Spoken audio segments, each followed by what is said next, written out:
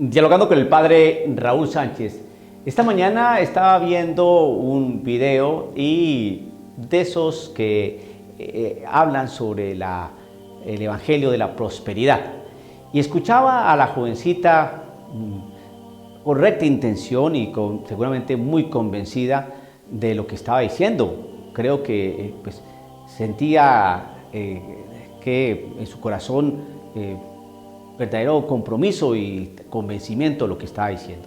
Decía que no podía pensar que el Señor, tan lleno de misericordia, pudiera hacer que el hombre tuviera pobreza, que la prosperidad era la persona del creyente. El hombre creyente y la mujer creyente tenían que ser prósperos.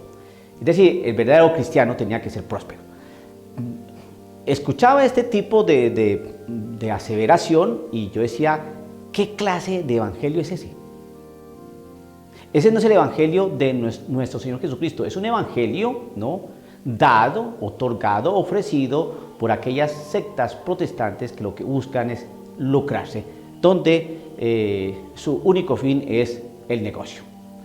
Y toman a muchos incautos, personas incluso de esos malos católicos que la gran mayoría van a parar a las filas de estos grupos que buscan simplemente enriquecerse a costa de los ingenuos. Entonces, esta gente no se da cuenta que los únicos que prosperan son los pastores. Los pastores son los que vienen en el mejor carro, los pastores son los que tienen una casa espléndida, los pastores son los que visten muy bien, y junto con sus esposas, las pastoras, ¿no? Y no se dan cuenta que los fieles son los que pagan el diezmo y además tienen que dar otro dinero adicional para X o Y cosa, y las personas siguen viviendo en su misma casa, siguen viviendo en su mismo lugar, siguen teniendo su mismo carro o nunca tienen carro. No se dan cuenta de esta situación. Ese es el evangelio de la prosperidad, que no se puede ejercer universalmente, ni vivir universalmente. Vaya a los países africanos, pongamos, hable sobre el evangelio de la prosperidad.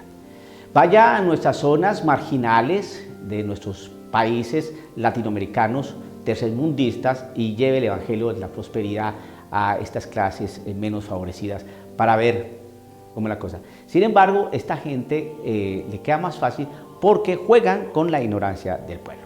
Bien, ese es un tipo de evangelio. El otro evangelio es el evangelio de un Cristo de victoria, un Cristo vivo, resucitado, de victoria, que mientras tú tengas fe en ese Cristo resucitado y en victoria, todo es prosperidad, todo es bienestar, no te vas a enfermar, todo te va a ir bien, los negocios te van a ir bien, la salud va a estar estupenda, las relaciones del matrimonio van a estar formidables, el ambiente familiar va a ser estupendo, todo funciona a la perfección cuando tú eres un verdadero cristiano.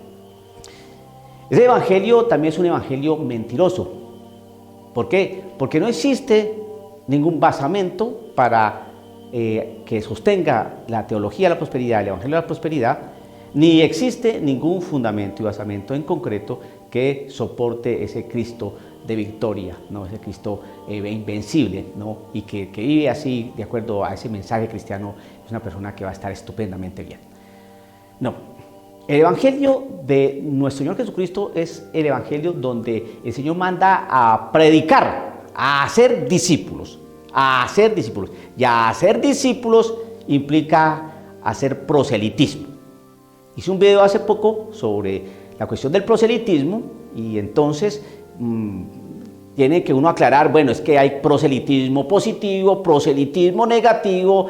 No, hermano, el proselitismo, como lo define la Real Academia de la Lengua, es muy distinto. Simplemente es tratar de hacer adeptos, convencer a las personas para que se adhieran a una causa, a una religión o a una realidad social o política. Eso es el proselitismo. Y la Iglesia Católica lleva haciendo proselitismo durante 2000 años. Ahora, que se utilicen estrategias o estratagemas dentro de la Iglesia Católica, yo creo que la Iglesia Católica, según mi experiencia como sacerdote, cuando organizamos jornadas de evangelización, cuando preparamos a la gente, cuando las formamos, cuando las ilustramos, cuando compartimos, los medios y mecanismos para hablar de Cristo Jesús y hacer discípulos son los mismos métodos que la iglesia ha tenido durante mucho tiempo. ¿Qué? Hablar y testimoniar. Hablar y testimoniar. ¿Qué hablamos? La palabra del Señor. ¿Qué predicamos? El Evangelio. ¿Qué anunciamos? El querigma. ¿Cómo respaldamos eso? Con el testimonio. Eso se llama proselitismo. Entonces, cuando la Iglesia Católica ejerce, ¿no?, su función, ¿no?, evangelizadora, ¿no?, que incita, que lleva de suyo el proselitismo, pues, ¿qué es lo que uno anuncia? Lo que nos enseña San Pablo, que anunciamos a un Cristo y a un Cristo crucificado. Nosotros no anunciamos a un Cristo en victoria, no, a un Cristo crucificado. Y aquí en el Evangelio de Lucas, ¿no?, que se proclama el día, hoy día miércoles 27 de noviembre, este Evangelio de Lucas, que está tomado que es del capítulo 21, en su verso 12 al 19, dice lo siguiente, habla sobre la persecución. Dice así, este Evangelio, en su verso 13, capítulo 21, verso 13. Esto os sucederá para que deis testimonio. Proponed pues en vuestro corazón no preparar la defensa, porque yo os daré una elocuencia y una sabiduría a la que no podrán resistir ni contradecir todos vuestros adversarios. Seréis entregados por padres, hermanos, parientes y amigos, y matarán a algunos de vosotros, y todos os odiarán por causa de mi nombre. Aquí no están hablando de ningún Cristo en victoria, sino más bien nos están hablando del que ejerce la evangelización, que da testimonio de Cristo Jesús, va a tener conflictos con su padre, su madre, sus hermanos, sus amigos, ¿no? Inicia este evangelio en su verso en su verso 12 del capítulo 21 así: pero antes de todo esto os echarán mano, que la destrucción del templo y todas estas cosas, porque dentro de ese contexto del Evangelio de Lucas que estamos analizando. Pero antes de todo esto os echarán mano y os perseguirán, os entregarán a las sinagogas y cárceles y os llevarán ante reyes, gobernadores por mi nombre. Vuelve a aparecer el nombre de Cristo Jesús. No vemos aquí un Cristo de victoria, no vemos aquí a un Jesús próspero que nos invita a que nos está mostrando cómo prospera nuestra vida. No, aquí se está hablando de persecución, aquí se está hablando de traición. Padres, hermanos, parientes, amigos, los matarán a algunos, ¿no?, por causa de Cristo Jesús. Y termina en el verso 19 de este capítulo 21 de Lucas con lo siguiente: con vuestra perseverancia salvaréis vuestras vidas. ¿Qué vida? ¿La terrenal? No, la vida eterna. Vamos a tener salvación con nuestra perseverancia. ¿Y cómo se persevera? Luchando, hermano, orando, hablando de Cristo Jesús, accionando, dando testimonio de vida, haciendo discípulos de las naciones, bautizando en el nombre del Padre, del Hijo y del Espíritu Santo, en el caso de nosotros los sacerdotes. Haciendo proselitismo para traer a las personas a la iglesia, para invitarlos a que conozcan, ¿no?, el Evangelio, con el anuncio del querigma. No podemos dar testimonio cristiano únicamente con ser buenas personas, porque un ateo puede ser excelente persona. Porque las ONGs pueden ser ateas, pero tienen un talante filantrópico, ¿no?, o filántropo, ¿no?, de ayuda al ser humano. No, el testimonio del creyente se da a través de una palabra, ¿no?, que es respaldada por un accionar concreto en Cristo. Pero hay que anunciar, hay que hablar. Entonces nosotros no anunciamos un evangelio de prosperidad, porque eso no es el evangelio de Cristo Jesús.